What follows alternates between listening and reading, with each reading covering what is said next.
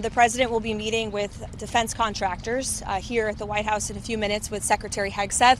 This is a pre-scheduled meeting, and the purpose of it is to talk about the president's aggressive and fierce support for rapidly increasing the ability of U.S. manufacturers to produce American-made weapons, which we know are the best in the world. The president signed an executive order on this earlier this year. This is a long-held policy objective of this administration, and so he'll be speaking directly with these defense contractors. But of course, as the president has maintained, we have more than enough ammunition, weapons, stockpiles to achieve the objectives of Operation Epic Fury and beyond.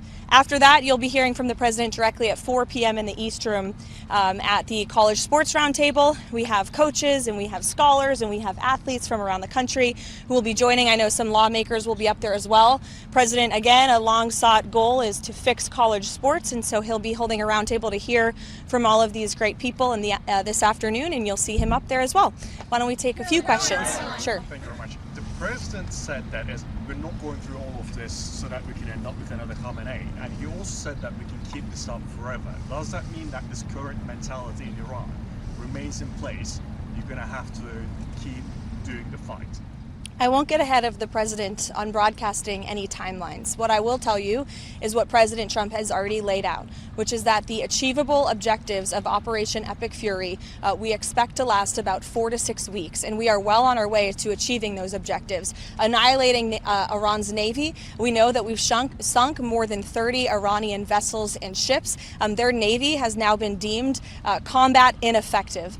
Taking out the ballistic missile threat that Iran posed to the United States and our troops and bases in the region, we have done a tremendous job. The United States military has done a tremendous job at achieving that objective thus far. Just 6 days in, the retaliatory ballistic missile strikes from Iran are now down 90%. Of course, ensuring Iran can never obtain a nuclear weapon as well, and significantly weakening their proxies in the region, which we know are responsible for the deaths of Americans. And we've seen Hezbollah and the Houthis hardly putting up a fight over the course of the last 6 days. Ultimately, the president has made it very clear he wants to take out the threat of Iran to the United States, and Operation Epic Fury is well on its way to doing that.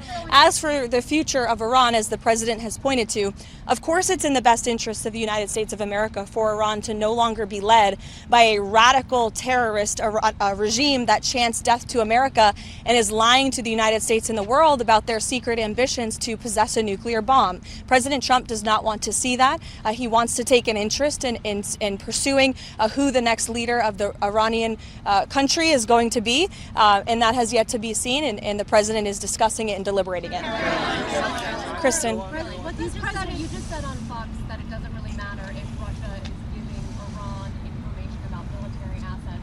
Why doesn't it matter if U.S. military is put in danger by Russia, and is that what the president believes as well? What I meant, Kristen, and thank you for giving me a chance to make it very clear, is that it clearly is not making a difference with respect to the military operations in Iran, because we are completely decimating them. As I said earlier, we've taken out nearly 30 of their ships. Their navy has been deemed combat ineffective. 90% reduction in ballistic missile retaliatory strikes against the United States and our Gulf Arab and partners in the region. So, of course, we are achieving the military objectives of this operation, and that is going to continue because the United States military is the best and most lethal fighting force in the world. Sure, go ahead, Benny. Can you confirm if U.S. has taken full control over the airspace in Iran, like it's been reported these past couple days? Trump said within hours, within days. Can you confirm anything along those lines? Yes, we are well on our way to doing so. Caroline, has the president's faith in Russia to cut a peace deal with Ukraine been shaken by the knowledge that Russia is apparently supplying intelligence to Iran in this conflict? I think the president would say that peace is still an achievable objective with respect to the Russia-Ukraine war. You saw Special Envoy Witkoff put out a tweet yesterday announcing a new prisoner exchange between both Russia and Ukraine. So it's something this administration still wants to see, and something I know the president will continue to work on. Has he expressed any frustration to Putin about this intelligence? I'll let the president speak on that directly. Mary. What does the president mean when he calls for unconditional surrender? Is he saying that the regime has to fully relinquish control? What the president means is that when he, as commander-in-chief of the U.S. Armed Forces, determines that Iran no longer poses a threat to the United States of America and the goals of Operation Epic Fury has been fully realized, then Iran will essentially be in a place of unconditional surrender. Whether they say it themselves or not, frankly, they don't have a lot of people to say that for them, because the United States and the state of Israel have completely wiped out more than 50 leaders of the former terrorist regime, including the supreme leader himself. Monica. Thank you, Caroline.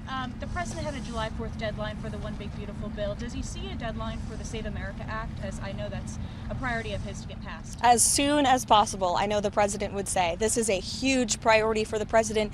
It remains one. I know he has added on some priorities to the Save America Act in recent days, namely no transgender transition surgeries for minors.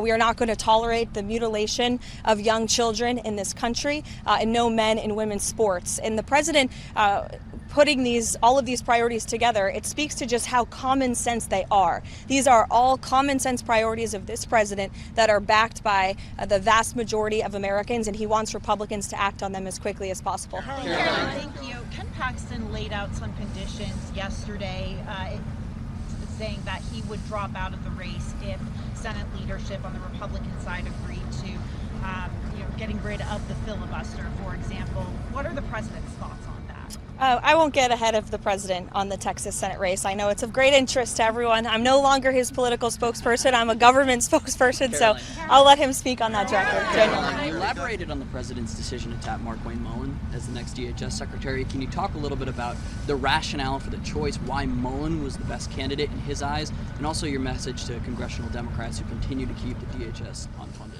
Yeah, well, Senator Markwayne Mullin has been a strong friend of the president and a big supporter of the president's immigration policies. Not only that, he's exceptionally talented, qualified, and I know well respected by his peers on Capitol Hill from both sides of the aisle. So we look forward to his expeditious confirmation, and I know the White House will be working with our counterparts in the Senate to make that happen as quickly as possible. Caroline. Thank you, Caroline. The president has said he wants to be involved in Iran's future. He has also called the son of Supreme Leader Khamenei a lightweight, and he has also said that United States strikes have taken out the potential candidates. So does the United States now have any candidates, or looking at candidates who may replace, who may lead Iran for the future? I know there's a number of people that our intelligence agencies and the United States government are looking at, but I won't get any further on that. Sure. Is the president satisfied with the pace of the investigation into whether the U.S. military did hit that Iranian school? Is the White House concerned that this was the United States?